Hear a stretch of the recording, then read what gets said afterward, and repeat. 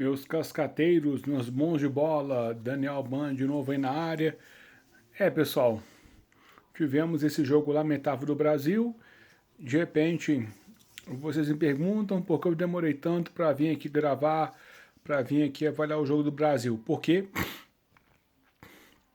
a atuação do Brasil assim me deixou tão fora da curva, tão apavorado que eu falei, porra, ou melhor, nossa, é melhor de repente esperar outras seleções jogarem para eu ter uma base de avaliação melhor, porque realmente o que o Brasil fez nesse jogo aí contra a seleção do Haiti foi assim decepcionante. E depois, né, vendo pelos outros jogos, aí a palavra já muda, né, o adjetivo já muda, de decepcionante para desesperador. Mas ainda assim tô aqui, ó, enrolado na bandeira do Brasil, confiante, ainda assim embarcado, né, no sentimento de que o Brasil pode sim vir a ser campeão, ou que pelo menos possa vir a fazer uma grande campanha. Então vamos assim, né, pessoal, desdobrar os fatos, desdobrar aqui essa análise. Primeiro, o jogo do Brasil não foi nem perto do que nós esperávamos, não pelo resultado, 3-0 foi dentro daquilo. Quem acompanha o canal aqui, os cascateiros, sabe que nós estamos no caminho certo.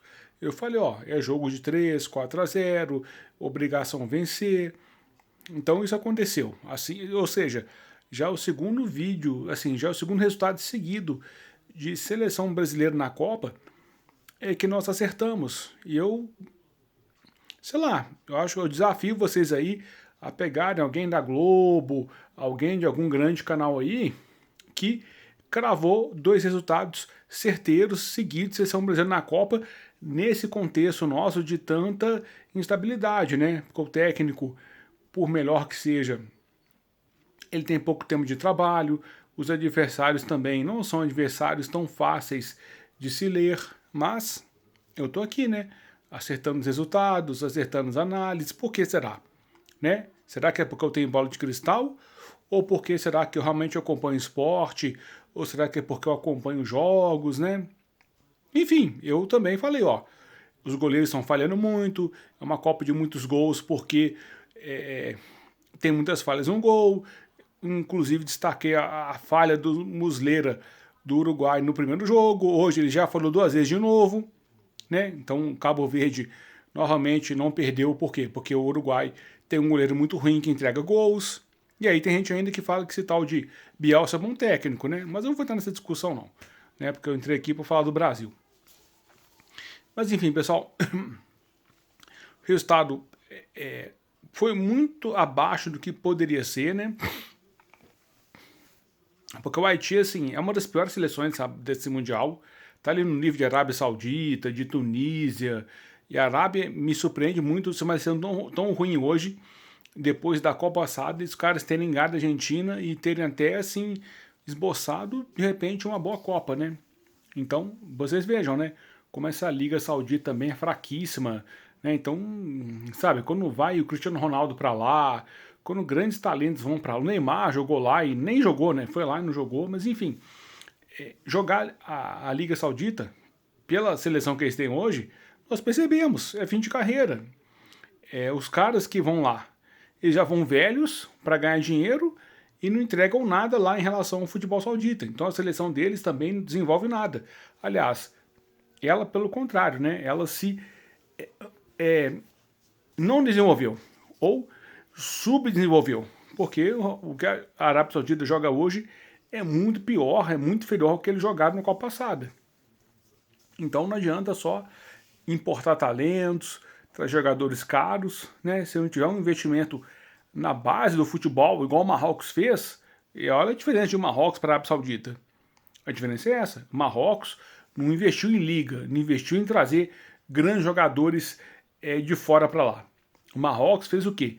Um grande centro de treinamento lá na capital deles, fez um centro de formação de jogadores, de novos talentos, investiu nos clubes do país e não na contratação de jogadores de fora.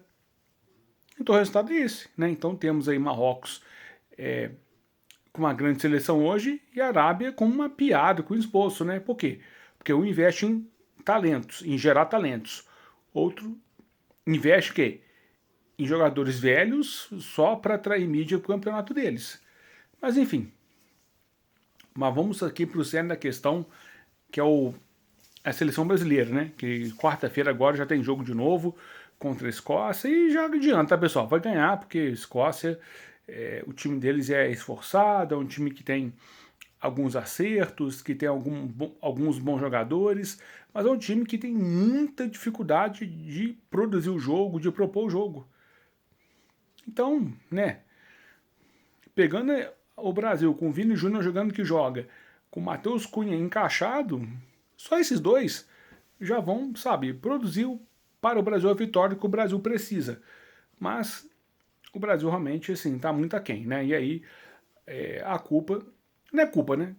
Já tínhamos falado aqui também, olha, essa lista aí do Ancelotti foi problemática, tem várias falhas, tem vários buracos. E esses buracos agora começam a aparecer, né? Mas ainda assim, o Ancelotti tem soluções, né? E como ele não, assim, é muito ruim, né, falar isso, mas um treinador de fora, um treinador italiano, nós imaginávamos que ele teria autonomia, autoridade para mexer nos jogadores que estivessem mal. Por exemplo, o Vini Júnior. Ele foi muito cobrado por não jogar nada na seleção por muito tempo, mas agora ele está jogando. Mas o Rafinha não.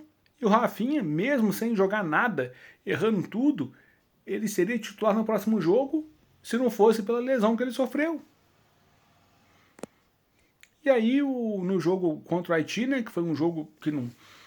Assim, pessoal, não tem nada para avaliar tática nem tecnicamente, porque o time do Haiti é tão ruim, que eles não sabem se defender, eles não sabem atacar. Então o Brasil, com qualquer formação que entrasse, ganharia ali de 3, 4, 5, né? O Brasil só não goleou porque o Brasil está numa fase ruim e erra finalização de dentro da área, erra, sabe, finalização cara a cara com o goleiro, porque o Brasil, assim, um Brasil estabilizado,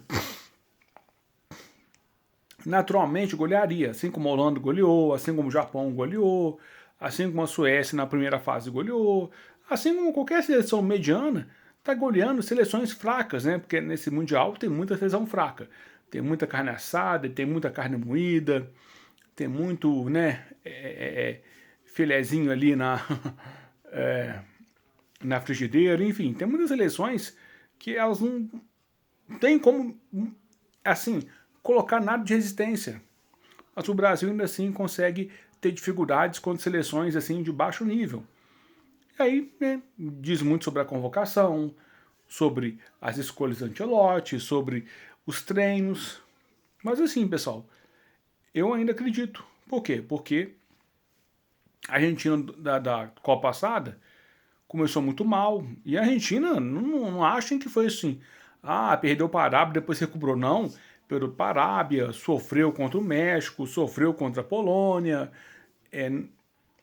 deveria ter goleado a Austrália nas oitavas e não goleou. Aquele jogo contra a Holanda, que foi um jogo difícil e que eles realmente arrancaram a classificação na unha e na catimba, ali sim mudou o chip ali, mudou a forma como eles encaravam a Copa. Então essa é a esperança que eu tenho com o Brasil. De repente, nesse jogo contra a Escócia e depois no 16 avos de final, de repente mudar o chip, de repente esse time encaixar, de repente o Ancelotti conseguir conversar e organizar esses caras. Mas assim, não dá para ser otimista, mas dá para acreditar, porque é a maior camisa, né, da Copa do Mundo. E nessa camisa nós vamos acreditar sempre. Então é isso, pessoal. Então um grande abraço, um beijo no coração de vocês. Tem muitas outras coisas para falar aí, mas aí vamos deixar para os próximos vídeos, tá bem? Então é isso. Grande beijo no coração, pessoal. Estamos juntos, tá? E até a próxima.